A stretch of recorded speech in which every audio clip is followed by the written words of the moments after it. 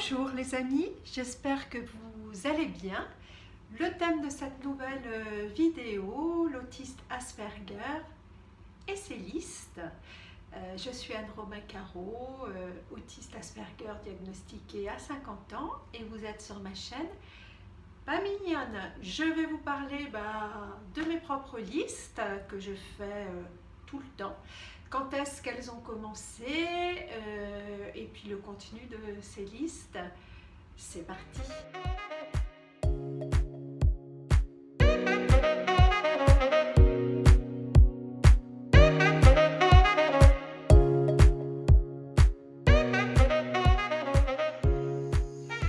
Alors une chose est certaine, c'est que ces fameuses listes, je n'en faisais absolument pas lorsque j'étais petite.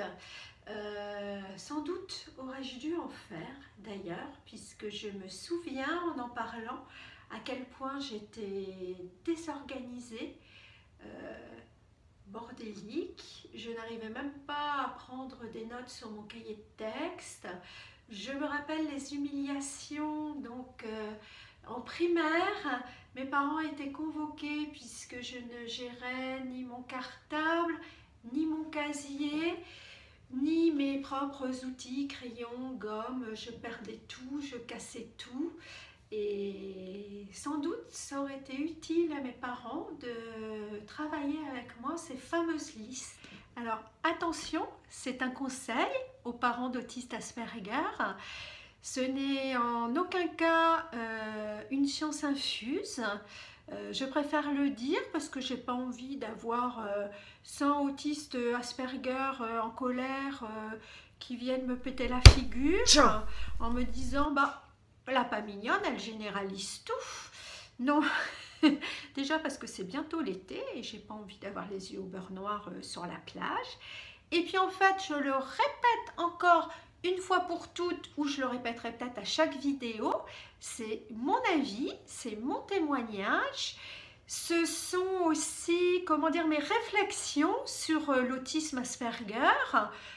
Ayant été diagnostiquée à 50 ans, je crois que j'en ai la légitimité.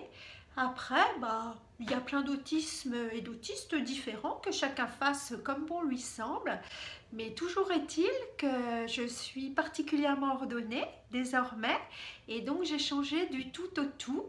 Il serait donc peut-être intéressant aux parents d'essayer, ça vaut peut-être le coup d'essayer parce que j'étais fort malheureuse, ça m'humiliait un peu plus, ça me renvoyait le fait que j'étais pas normale, le fait que ma soeur, mon frère, tout était rangé, comme dans ma chambre, et bien tout débordait, voilà.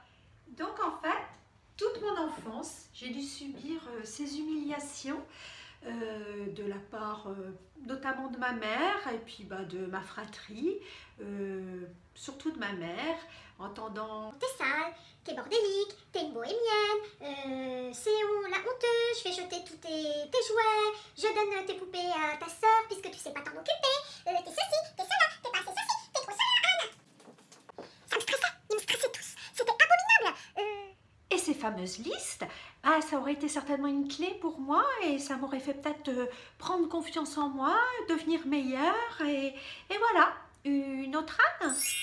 Alors, quand est-ce que j'ai commencé à faire ces fameuses listes? D'ailleurs, ces listes me semblent importantes dans le diagnostic d'autisme. Moi, c'est ce que m'avait dit ma psychiatre. Elle m'avait dit que beaucoup d'autistes Asperger, sans déficience intellectuelle, faisaient des listes.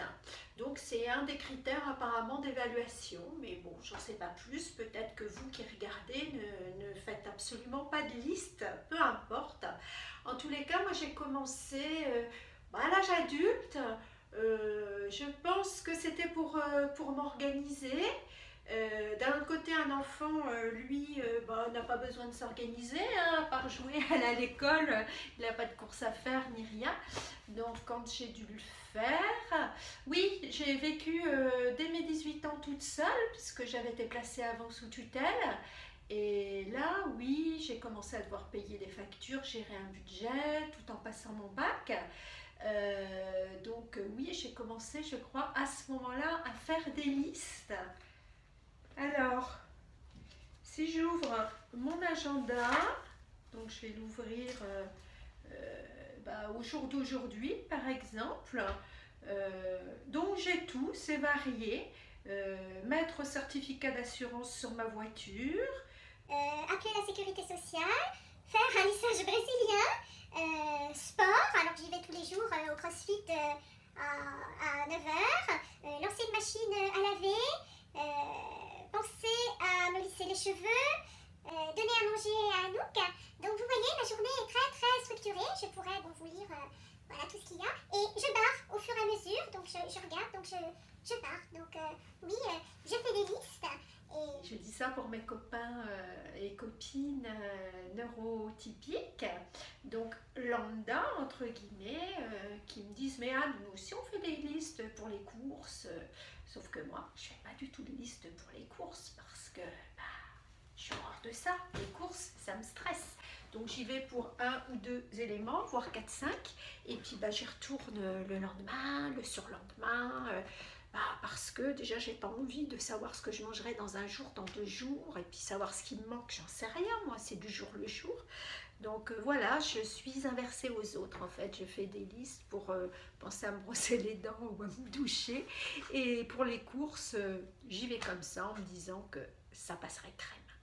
Voilà les amis, donc je voulais faire cette vidéo sur cette particularité des listes et puis je vous souhaite une très belle journée et je vous dis à très bientôt. Tchou!